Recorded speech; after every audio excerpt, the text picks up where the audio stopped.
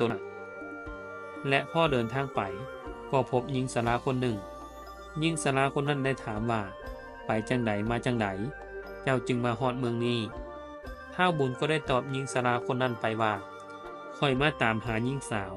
ที่ข้อยได้เคยพบกับลาวชื่อว่านางมณีหญิงชราได้บอกกับท้าวบุญว่าตอนนี้ในหมู่บ้านของเฮาได้มีผู้สาวตนหนึ่งได้ตายไปในหลายเดือนก่อนตายแล้วมันก็บ่ไปไสมันออกอาละวาดในหมู่บ้านแห่งนี้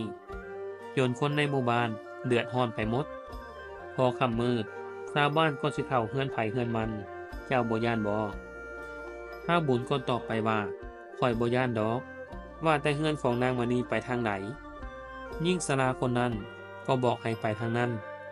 ย่างไปทางส่วนหมู่บ้านพุ่นเฮือนของนางมณีอยู่หลังสุดท้ายพอดีท้าวบุญก็เว้าขึ้นว่าขอบใจหลายๆบ่เป็นหยังให้เจ้าเฝ้าไปจักหน่อยสิค่ำมืดก่อนท้าวบุญก็ย่างไปเฮือนของนางมณีผีบังบดตามทางที่แม่เฒ่าคนนั้นได้บอกท้าวบุญสังเกตเห็นว่าหมู่บ้านเงียบผิดปกติคือกับหมู่บ้านห่าง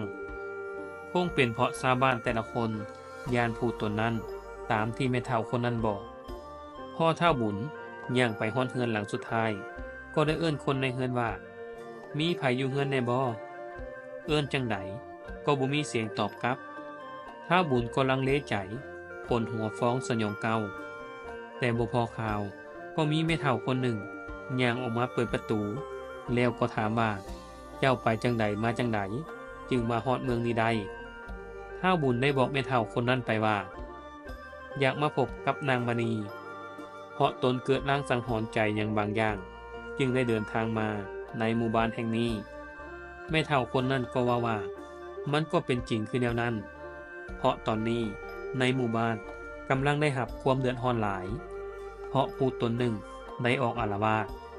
ไผออกนอกเฮือนในตอนกลางคืนมันสิแปลงกายเป็นหญิงสาวเป็นคนฮู้จักมาหลอกล่อคนคนนั้นพ่อเผลอโตมันก็สิดูดกินเลือดกินจนโตซีดแล้วก็ตายในที่สุดผู้ชายหลายคนและหมู่บ้านในแถวนี้ต้องตายเพราะพูดผีตนนี้หลายคนแล้วท้าวบุญได้บอกกับแม่เฒ่าคนนั้นไปว่าบ่ต้องย่านหยังเดี๋ยวค่อยสิไปปราบผู้ตนนี้เบิ่งแม่เฒ่าก็เป็นห่วงมีแต่บอกว่าอย่าประมาทกับมันเพราะหมอผีที่ว่าเก่งๆก็เสียท่าให้มันไปแล้วคือก่อนที่ท้าวบุญสิเดินทางมาฮอดหมู่บ้านลับแลแห่งนี้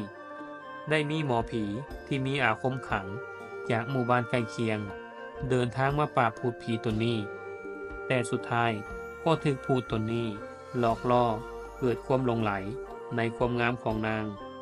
จนเฮ็ดให้หมอผีเผลอสติและสุดท้ายก็ถูกพูดสาวตนนี้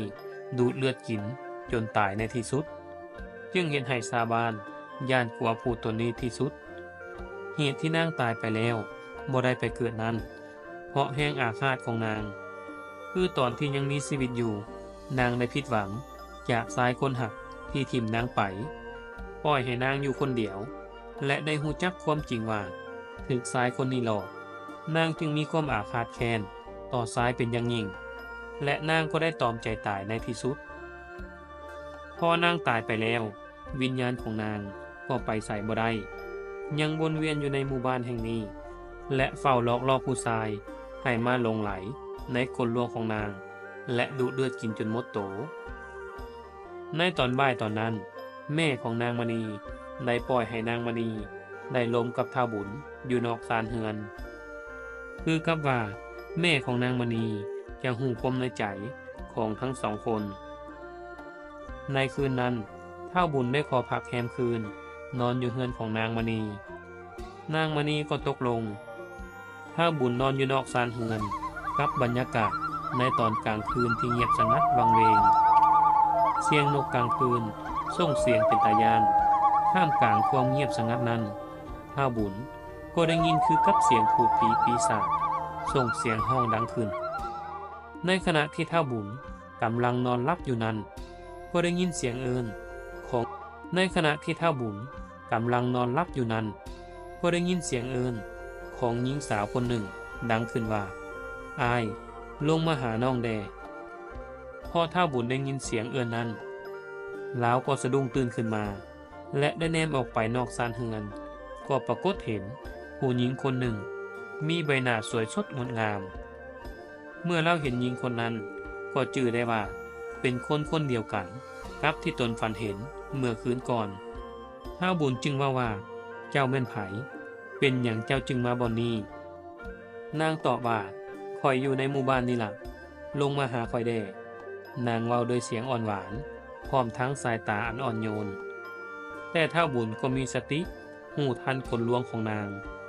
หูว่านางนั้นเป็นพูดผีที่เฝ้าทำให้ชาวบ้านแห่งนี้และนางยังใส่มนต์สัวหายของนาง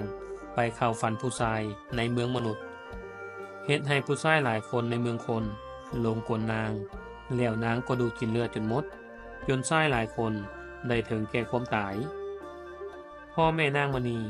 ได้ยินเสียงของท้าวบุญกำลังลมกับคนอื่นก็ออกมาจากห้องมาเบิ่งอยู่นอกเฮือน